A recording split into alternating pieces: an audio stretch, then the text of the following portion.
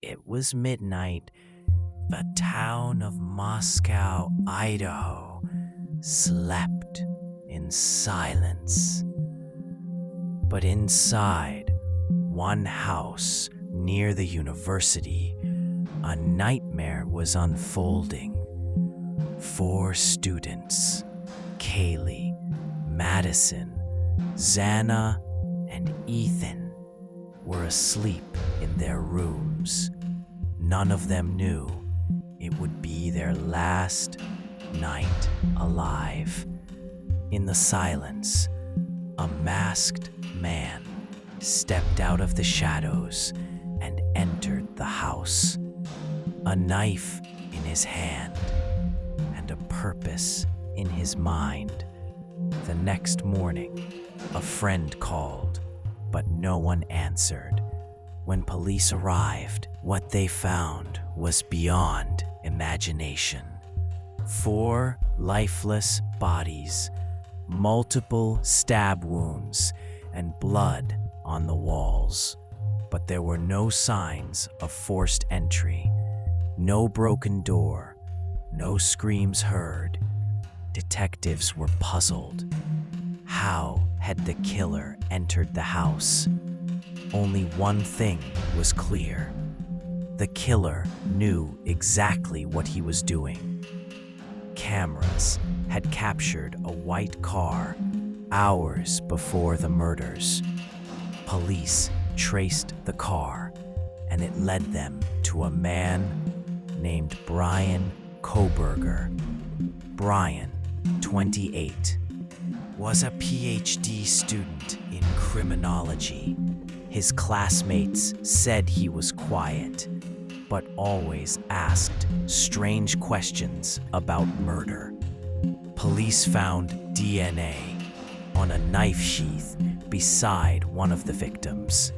The test results were shocking. The DNA belonged to Bryan, but the bigger question was, why? Some said he was obsessed with the idea of a perfect murder. When he was arrested, he smiled, emotionless, remorseless.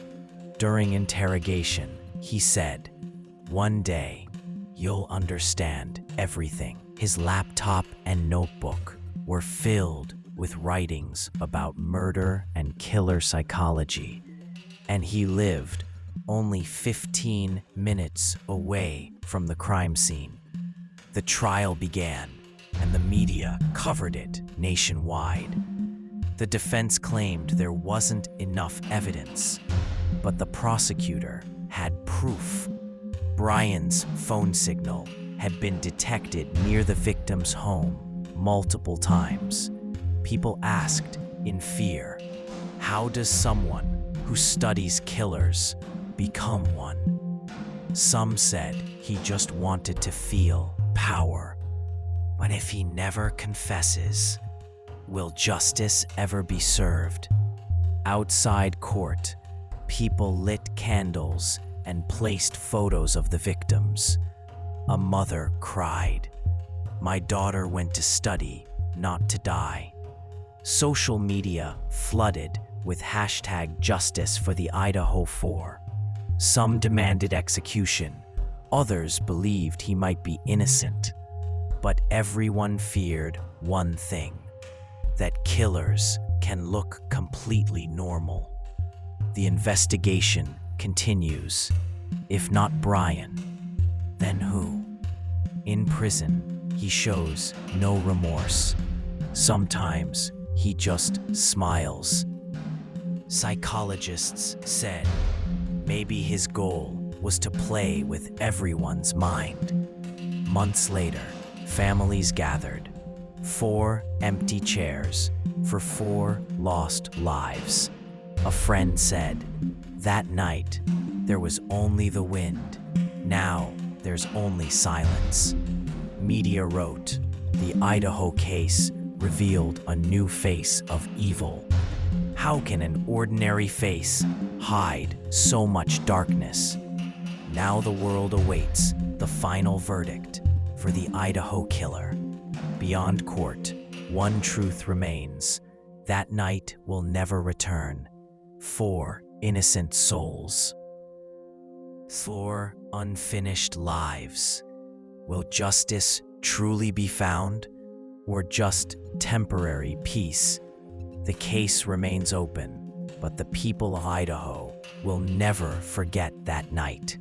Some say justice means punishment.